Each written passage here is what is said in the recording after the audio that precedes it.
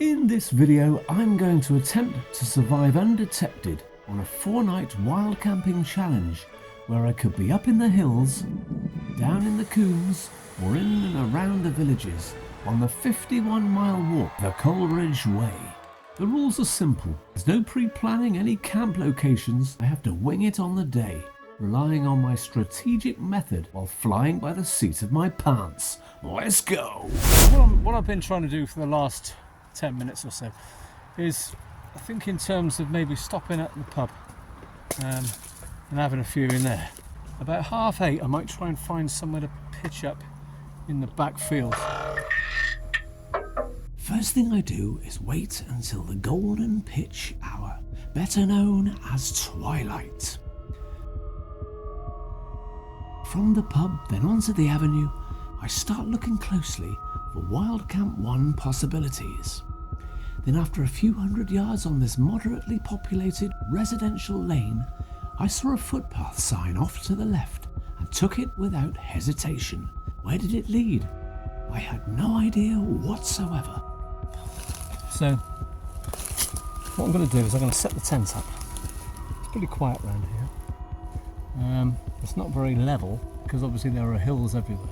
I found this little plateau which I'm going to try and attempt to put the tent up. From here on in, I have to be as invisible as a cloaked Klingon bird of prey and as quiet as a Coleridge cottage mouse. Forget making a fire, I just need to conceal the light from my stove to a bare minimum. Now ordinarily I'd be up at first light and gone shortly after. But as I was a little tired adjusting to this new hike, I made the mistake of nodding back off to sleep. Coming up, you won't believe how my wild camp challenge nearly ended in disaster on this very first morning, where the odds of my being discovered by this delayed departure had very much increased. I heard one dog walker about 10 minutes ago. He did one of those type of cops, which I guess is the universal language for what do you think you're doing? And move along, possibly. I don't know. As I say, I don't know if he saw me. But... Honestly, I'm not totally convinced that I did get rumbled. There's a 50-50 chance that he simply had a tickly cough. So as the jury is out on that one, I'm going to give myself half a strike. But another one of those and it will be 100% game over.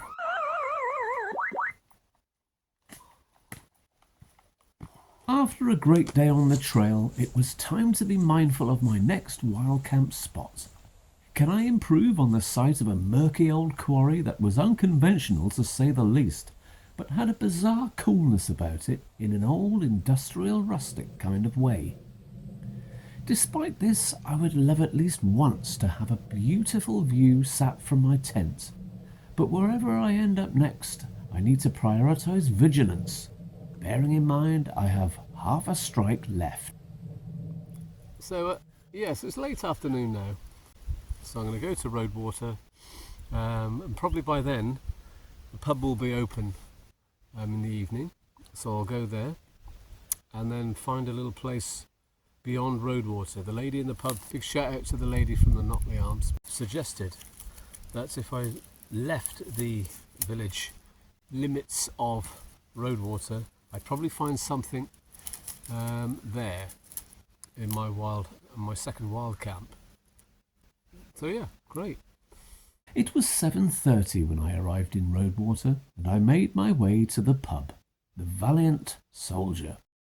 But upon seeing it up ahead on the right, I clocked a footpath on the left. Should I ignore both, keep walking and heed the advice of the lady from the Notley Arms in monk silver and camp outside the village?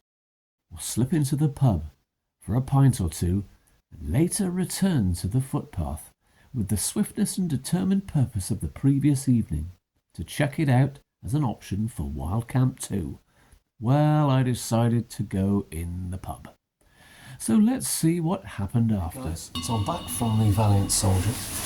Fantastic little pub. So I come out of there, followed the path, It skirted around the edge of a wood up to a field. It's a bit of a community space, I think, because it was cut short and people were using it as a dog walking place. Carried on walking. They looked at me a bit funny with a backpack.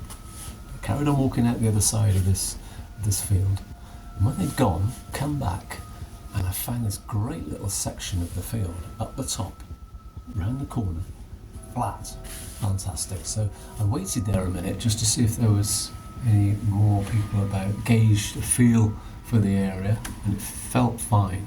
So I put the tent up pretty sharpish. Hopefully, we should have an undisturbed night. Shortly after daybreak, my resolve to rise early was all undone with the soothing sound of drizzly rain on the canvas, as once again I dropped off for a much longer snooze than I intended, until I woke about half an hour later, snapped myself out of it, got a wiggle on, and packed up the tent and left. I had to vacate my little spots there, pretty sharpish, because first of all it was 7:30, getting on 7:45. Now should not be a time to be vacating a Wildcamp spot. Not really, should be gone before then.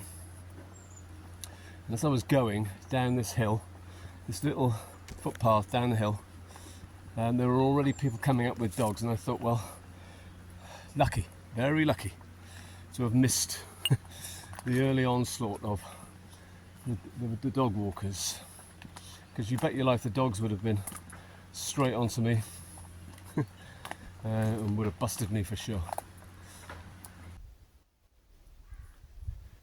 The trail had me walking high on the Exmoor hills all day with stunning views, and around 5 o'clock I finally reached a bit of civilization. I found a fantastic pub there in Wedden Cross, whether you're passing. So I had a few pints in there, and I thought, right, let's give myself a couple of hours the other side of the area and see if I can walk till about, I don't know, about 8 o'clock maybe walk till about that sort of time. If I find a good little flat spot, then I'll set up. As I got to Blagdon Wood, I was almost done for the day. There were places to camp by the stream, but the thick tree canopy above made it very gloomy here, enough for me to want to give myself one last push and climb Dunkery Erish, to see if I could then find that elusive spot with a view, high on the hills. But coming up, I got more than I bargained for, something totally unexpected, a completely unforgettable experience that will likely stay with me for a very long time.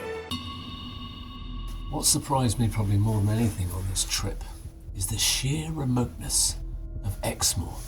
All day long I've walked the hills and I've not seen one person, not one person.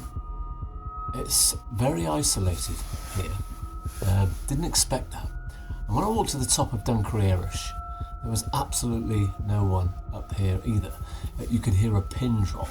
There was something really peculiar about how quiet it was. It was that deafening quiet where all you can hear is the tinnitus in your ears.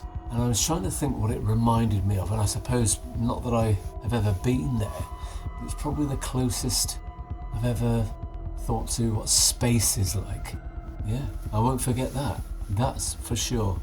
You almost get a feeling like no one's been here for, well, days, weeks, maybe even years. Sorry to be so melodramatic, but yeah, very, very quiet. If you want a quiet holiday, this is the place for you. I've just packed away my tent. You might notice a very dry spot there. The trail is literally right there. Right there. And you know, with the amount of people I've seen on the trail, i.e. 0, I didn't think that was a problem. Certainly there's no one on the Coleridge Way. No one but moi. As I left Wildcamp 3, I got to see the real beauty of this area, and by the evening finally made it to what was going to be the final section of walking beside the East Lynn River to the sea. So I'd pretty much given up on my picturesque pitch on the Coleridge Way. That was until the route suddenly ascended up from the riverbank right to the very top of the hill. Would I get my reward in the end? Well, when I finally reached the summit, it was so late and near dark that I had little time for photos and had to get the tent up as quick as possible. These night shots weren't very successful, and so it wasn't until morning where the full view of my pitch was seen in all its glory. In summary, the challenge was a success. But next time, in more populated areas, I'll be careful of those lazy lie-ins, where I'll rise much earlier, pack up and go. Thanks for watching. See you on the next one.